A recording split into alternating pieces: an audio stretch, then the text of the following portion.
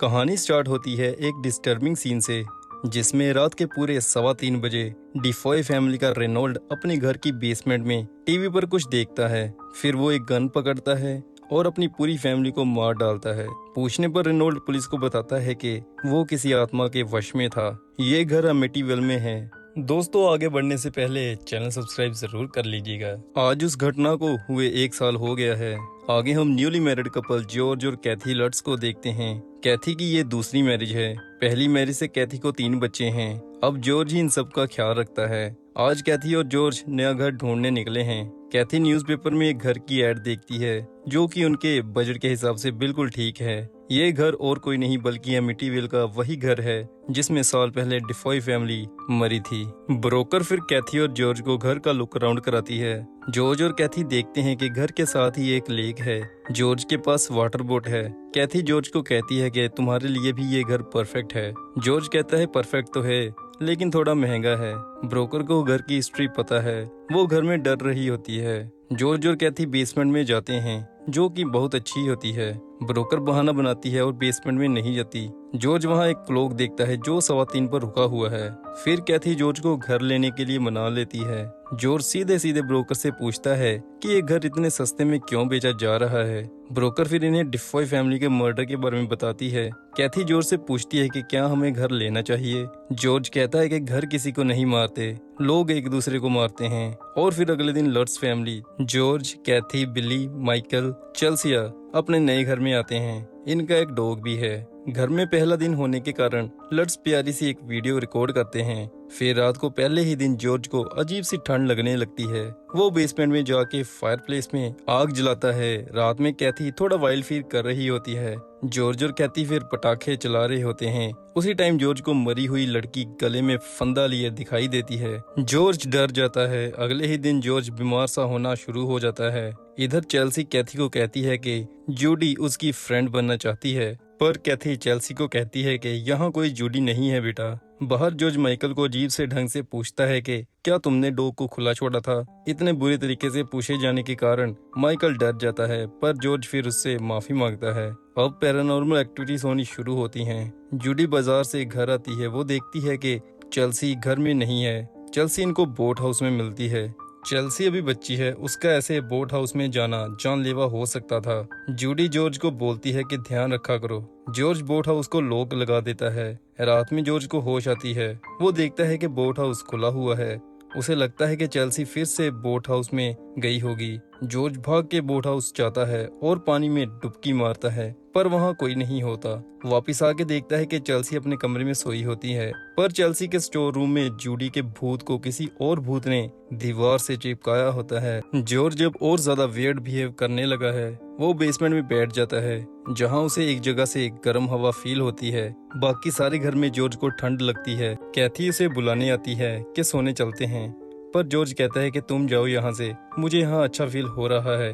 अगले दिन कैथी को किचन में फ्रिज पर लिखा दिखाई देता है catch them and kill them. ये देख के कैथी बहुत ज्यादा डर जाती है, लेकिन जब वो दोबारा देखती है तो वहाँ कुछ भी नहीं ऐसा लिखा होता।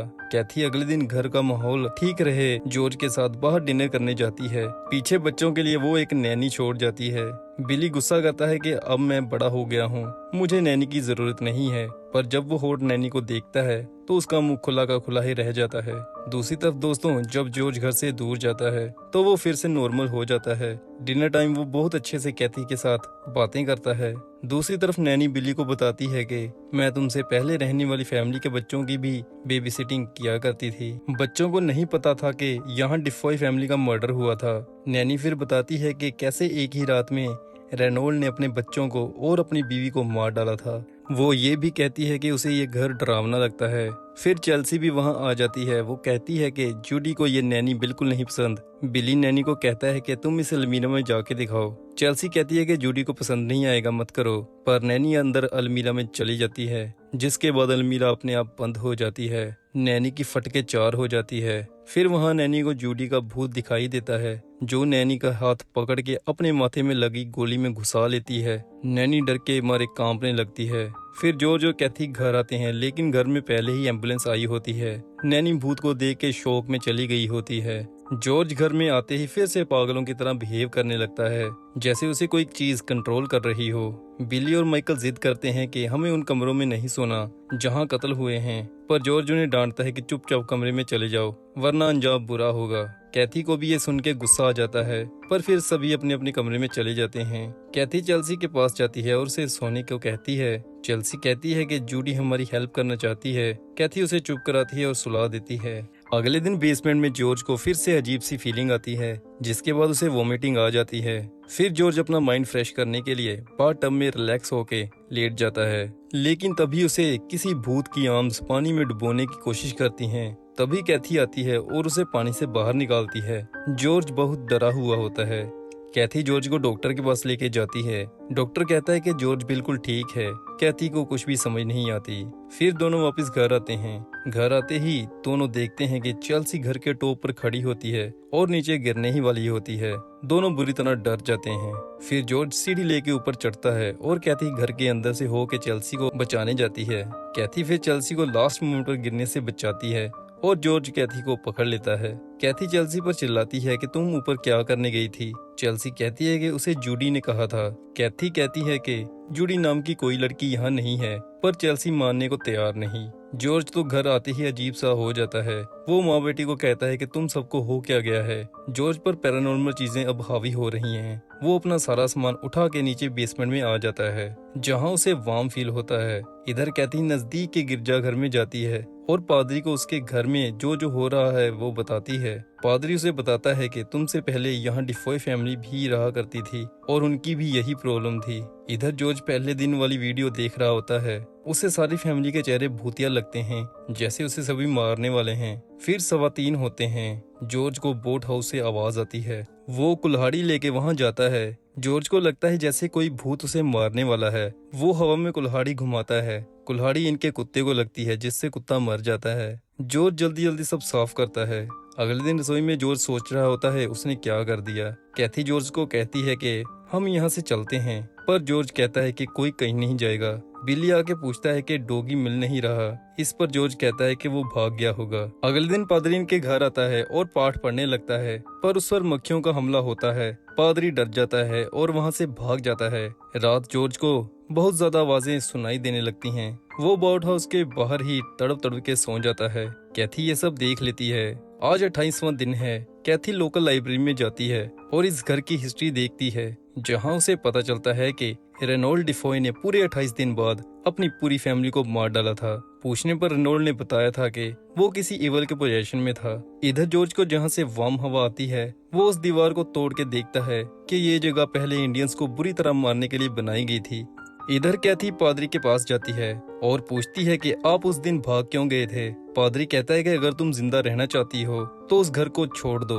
कैथी को वापस घर आते शाम हो जाती है। कैथी बोट हाउस आती है। वहाँ जॉर्ज खड़ा होता है। कैथी का पैर फिसलता है और वो पानी में गिर जाती है। जॉर्ज को कैथी के फेस में भूत दिखाई देता है। वो कैथी को मारने लगता है, पर कैथी बच जाती है। कैथी फिर घर के अंदर आती है, जहाँ वो देखती है कि सामने कॉफिन्स रखे हुए हैं, जिन पर जॉर्ज ने सभी के नाम लिखे हुए हैं। कैथी तीनों बच्चों को लेकर घर से भागने लगती है, पर दरवाजे खुद ब खुद बंद हो जाते हैं। फिर कैथी तीनों बच्चों को बड़ी मुश्किल घर से बाहर लाती है। जॉर्ज जब इवल पोजेशन में पूरा आ चुका है, जॉर्ज बिली को मारने लगता है, पर कैथी बंदूक की नोक जॉर्ज की तरफ करती है। फिर वो जॉर्ज को बंदूक मार के बेहोश कर देती है। कैथी बच्चों के साथ बोट में भागने लगती है, पर जॉर्ज को तभी होश आ जाती है। कैथी पर बिली की हेल्प से जॉर्ज को बांध लेती है और उसे बोट में डालकर घर से दूर चली जाती है। घर से दूर जाते ही जॉर्ज बिल्कुल ठीक हो जाता है। जॉर्ज कैथी को कहता है कि घर की तरफ मत देखना, और लट्स फैमिली पूरे 28 दिन बाद एमिटीविल के घर को हमेशा के लिए छोड़ के चले जाते हैं। कहा जाता है कि लट्स फैमिली अपना सामान लेने भी वापस नहीं आई थी। दोस्तों, ये थी एमिटीविल हॉरर की रियल स्टोरी एक्सप्लेनेशन। कैसा लगा कमेंट करके बताइएगा और चैनल सब्सक्राइब जरूर करिएगा।